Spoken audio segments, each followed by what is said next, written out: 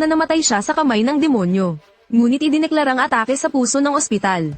Ngunit sa mismong gabi ng libing, palihim na hinukay ng doktor ang kabaong na inilibing ng tiya. Posible kayang hindi talaga siya namatay. Ngunit sa masusing pagtingin, ang nasa loob ng kabaong ay ang anak na demonyo ng doktor na nagbago ng anyo. Lumalabas na kaya pala nilang magpalit ng mukha anumang oras. At upang makuha ang minanang sinaunang aklat ng pamilya Grace, muling hinati ng mag-ama ang kanilang mga tungkulin. Sinimulan ng doktor ang psikolohikal na pang-uudyok kay Jared na kambal. Ngunit naalala ni Jared ang babala ng tiya na huwag magtiwala kan inuman. Ginamit niya ang kahinaan ng mga nilalang sa bakal. At sinubak ang lahat gamit ang cake na may bakal. Pati na rin ang sarili niyang kapatid. Kailangan pa niyang gumamit ng wikang tribo upang makatiyak sa pagkakakilanlan. Samantala ginamit ng anak na demonyo ang kanyang magandang anyo, upang tuksuhin sa emosyon si Simon na kambal na kapatid. Nang bubuksan na ng magkapatid ang unang taguan ng pahina, isang di sinasadyang pahiwatig mula sa anak ng doktor, ang tumulong ng malaki sa kanila. Dahil ang letrang M sa pinto ay nangangahulugang minor at major, na karaniwang gamit sa mga chord ng musika. Sa inspirasyong ito, naalala ni Jared ang paboritong kanta ng kanyang tiya. Kaya sabay-sabay silang umawit at sumayaw. At di inaasahang bumukas talaga ang lihim na pinto. Ngunit paglabas pa lang ni Jared ng pahina, biglang nagsara ng malakas ang bakal na pinto. Pagkatapos ay binuksan nila ang pahina.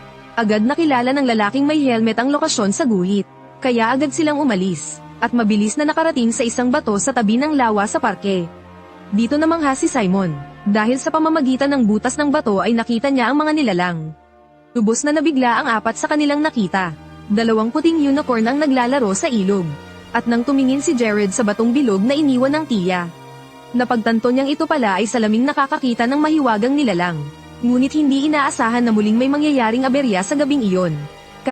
Magkapatid. Ngunit nadatnan nilang nagtatalo ang ina at ang lola na dumalo sa libing.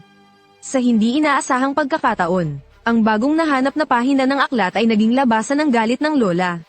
Dahil dito napagtanto ng magkapatid, na hindi sapat ang kanilang lakas upang iligtas ang buong bayan.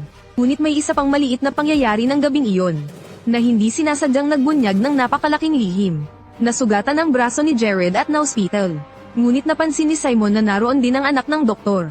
Naamoy niya ang kakaibang mamasa-masa at maputik na amoy nito. Subalit hindi niya ito sinabi kaninuman. Hindi rin maisip ni Simon, na ang anak ng doktor ay isang munting demonyong nakakakita ng kamatayan. Sa tuwing nakakakita siya ng taong malapit ng mamatay, hindi niya sinasadyang nagiging kamukha ng taong iyon. At nakita rin ni Jared ang doktor na dumalaw sa kanya. Kaya humingi siya ng tulong upang lutasin ang misteryo. Samantala ang doktor ay naghahanap ng paraan para makuha ang pahina. Kaya kinuha niya ang biskwit na may bakal at kinain ito.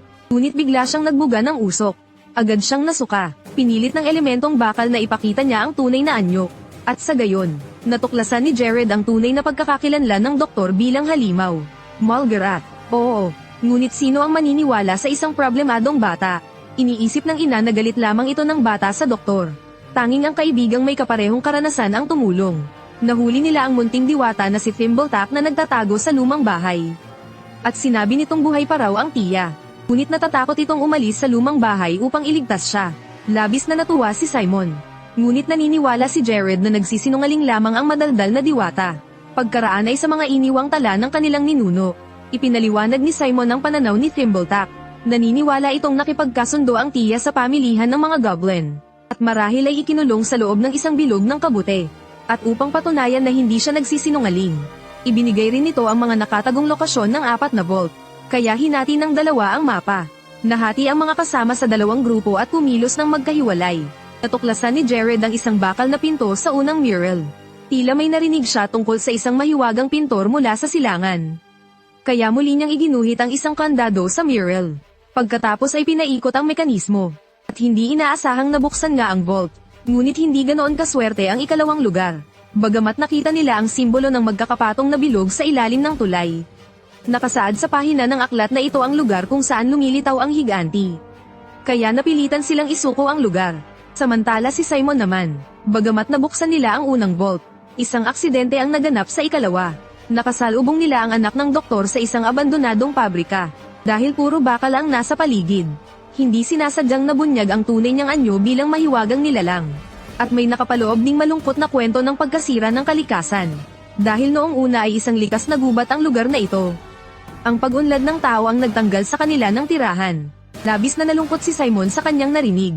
Nakaramdam siya ng awa sa babaeng nasa harap niya.